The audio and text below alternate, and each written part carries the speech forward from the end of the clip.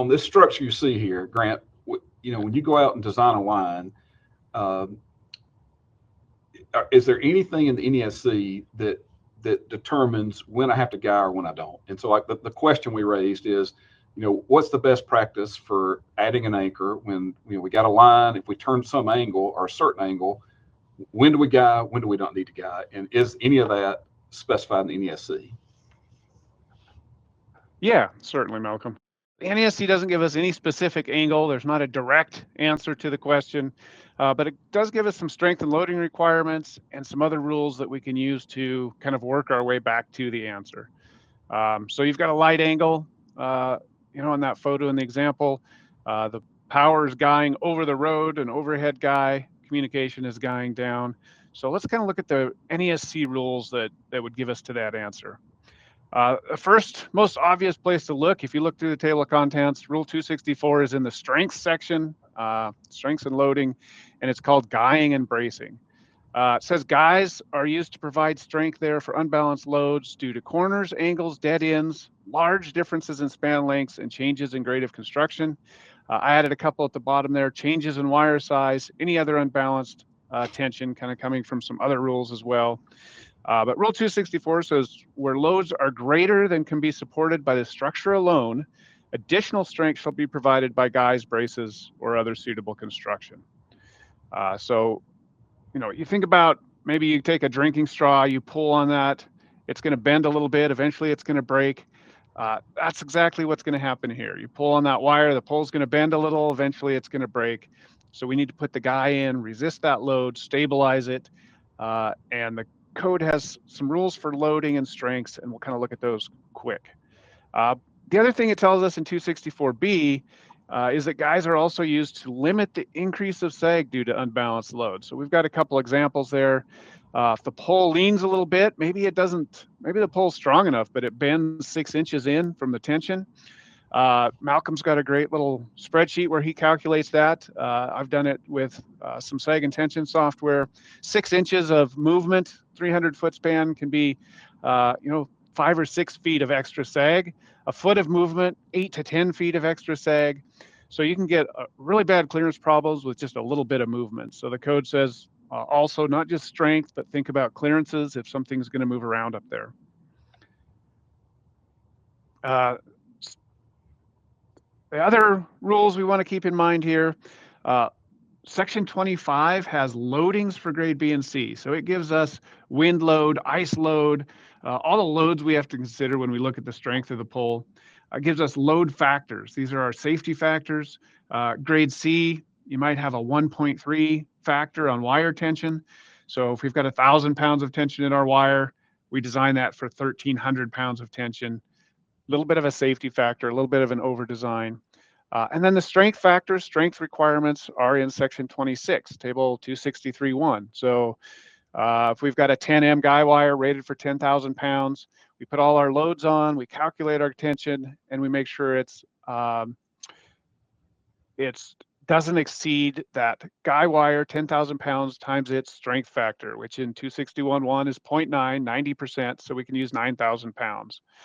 So that kind of puts together all the code strength requirements. We have to resist the loads. We have to have our safety factors on there. So let's kind of look at a couple examples then. Dead end, you've got a line that comes to an end on a pole. That's the pretty obvious one. We know we need guys there. The little circle with the arrow pointing to the left there, that's the unbalanced tension. It's going to pull that pole over.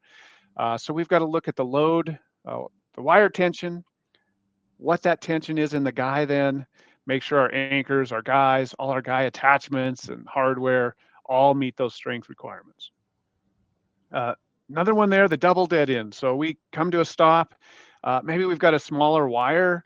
Maybe we've got on the left, we've got a long span. We're crossing a canyon or a river or a interstate highway. We've got a long crossing there. So we've got higher tension on that side. Maybe we just change wire size. We're going from a big fat wire on the left to a smaller wire on the right, so the tension changes. So we've got unbalanced tension to the left. We've got to put the guy in, and we've got to think about all those loads, look at all those, the wire tension, the wind on the wire, all those things, and compare that with the strength of the guys. So there's an example of that. dead end. We have to look at those loads. RUS has some bulletins. You can do these by hand. They take a lot of work, but if you search RUS bulletins, you can find those. There's about 5 of them that will tell you a bunch of the pole loading calculations, show you how to do those by hand. Software like Malcolm's Pole Foreman, a great way to do that quickly. But we've got to take a look at that. The key thing here that you're looking for is what is the tension in the guy, and if it's too much, do we need to add a second guy? Maybe our lead length, how far away from the pole that anchor is, we can adjust that. When that anchor gets close to the pole, the tension in the guy goes up really quickly as you get close to the pole. So maybe we can get a little more distance out to our anchors and take care of that.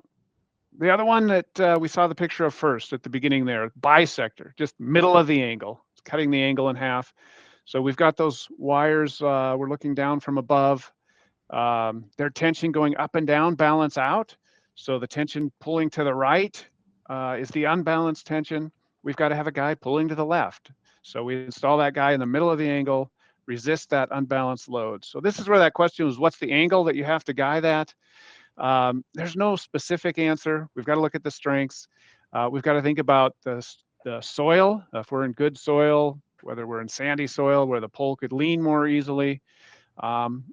Most likely any angle that you have on there, you're going to want to guy it unless you've done a lot of extra engineering. So if there's any angle at all, unless you've done some extra calculations, looked more at the soil, you're probably going to be guying any angle there. The other thing to keep in mind when you do this is, we've got a pretty light angle maybe. You put your guy in. You think you don't need a very big guy. There's not much angle. But that pole, just like the straw I was talking about, will bend with the angle, bend with the load, and the guy keeps it from bending, right? So if you've got a wind blowing on that pole now, instead of bending with the wind, all that wind load is going on the guy. So you've got to look at that wind load, got to look at all those loads on the pole, make sure your length of your lead, how far out you are from the pole is enough, make sure you have big enough wire, big enough anchor, all of that. So there's an example of that. Over on the left, we've got a guy for the power, guy for the communications. Again, probably any angle you're going to guy unless you take a pretty good look at it from the engineering side. All right, the last part of this I wanted to talk about, a lot of folks, you're out there, you're having trouble getting a guy. Let's just throw in a slack span. Some people don't want to call it a slack span because there's always tension in the line, so they call it reduced tension span.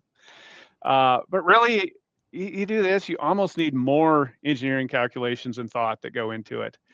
You've got a short service, maybe a power drop off the pole.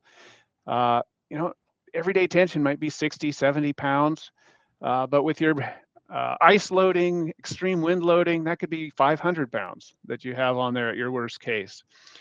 So you always want to look at that, make sure you're not exceeding any of those strengths. And then over time, that pole, you can see this pole here, there's 3 or 4 in a row with slack spans off it, reduced spans. There's no anchors, they're starting to lean. You stand out there, they look like they're leaning a lot more in real life than they do in this photo, but maybe those 2 power conductors up at the top were installed without guys and everything was okay, and then we had a 3rd cable on there. Now we've got 3. So just be careful with those, make sure those get looked at. You've got a wet spring, water gets in the soil, maybe we get a little windstorm blowing on it, that pole could come over pretty easily. So no specific angle, but we need to look at all those loads, all those strength and loading issues, and make sure we're considering those and guying those if we need to guy them.